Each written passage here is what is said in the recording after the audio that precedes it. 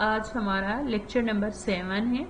Lecture number 7 हमारा related है dialysis से रिलेटेड है। डायलिसिस होता क्या है, पहले मैं थोड़ा सा आपको कॉमन सा कॉन्सेप्ट दे देती हूँ कि डायलिसिस उस वक्त किए जाते हैं कि जो एक नॉर्मल जो किडनी है, जो नॉर्मल फंक्शन उसने परफॉर्म करना था वो परफॉर्म नहीं कर पाता, तो तब क्या किया जाता है, डायलिसिस किए जाते हैं किडनी में ब्लड को फिल्टर करने के लिए। ये जो प्रोसेस होता है एज सच उस तरह इफेक्टिव नहीं होता, एफिशिएंट नहीं होता, जैसे नेचुरल होता है वैसे नहीं होता, लेकिन ये है कि जाहिर है बॉडी का सिस्टम चलाने के लिए ये प्रोसेस करते हैं। दो टाइप्स के होते हैं, हीमोडायलिसिस और पेरिटोनियल डायलिसिस। हीमो जो डायलिसिस है इसमें क्या किया जाता है, ब्लड जो है वो बॉडी के बाहर लेके जाया जाता है। एक डायलाइजर मशीन होती है, सेमी परमिएबल मेम्ब्रेन की बनी होती है, उसके साथ एक प्रेशर पंप भी होता है, साथ ही साथ उसके साथ ट्यूब्स भी लगी हुई होती हैं। एक छोटा सा ड्रेन का बैग भी होता है जिसमें डाइसलेट फ्लूइड होता है वहां से। तो अब होता क्या है कि जो कैथेटर यूज किए जाते हैं दो आर्म से, एक कैथेटर के थ्रू ब्लड लेके जाया जाता है डायलाइजर के अंदर लेके जाने के लिए।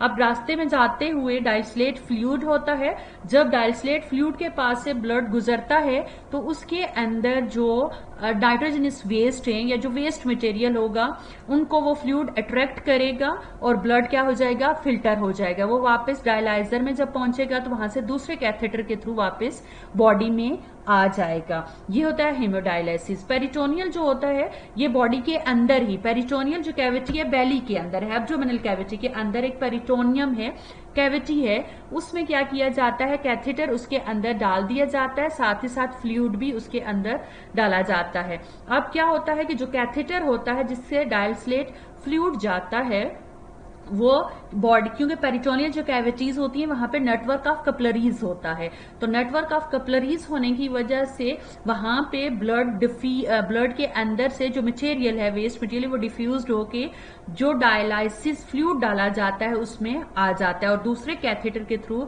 जो फ्लूइड होता है उसको वापस बॉडी से रिमूव किया जाता है। ये पेरिटोनियल डायलिसिस है। अब मैं थोड़ा सा आपको पढ़ के भी बता देती हूँ कि a procedure to filter toxin from the blood by artificial method when the kidneys are unable to perform this function is called renal dialysis. Dialysis जो है दो टाइप्स के हैं, हेमोडायलिसिस एंड पेरिटोनियल। हेमोडायलिसिस क्या है, removes waste and water by circulating blood outside the body through an external filter called a dialyzer, which consists of tubes of semi-permeable membrane. Semi-permeable membrane, you know, which allows some material and inhibits some. In this process, a catheter is inserted into a blood vessel, usually in the arm. It routes the blood circulation externally through a machine that removes waste.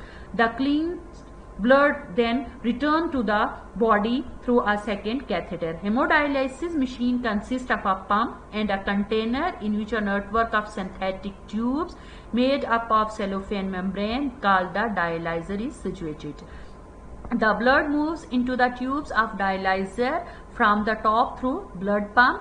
After circulating through the dialyzer, blood leaves the machine from the bottom and transferred back to the body. Okay, यहां तक ये चीज। फिर उसके बाद जो dialysis है, on the other hand dialysate pour into the machine from bottom which after circulating around the membranous tube leave the machine from the top. The dialysate attract certain substances, minerals, electrolytes and waste byproduct to cross the membrane from the blood. The dialysate absorb these substances. अब क्या होता है कि यहाँ पे ये जो membrane इसके अंदर लगी होती है तो उनमें से पास थ्रू होता है ब्लड।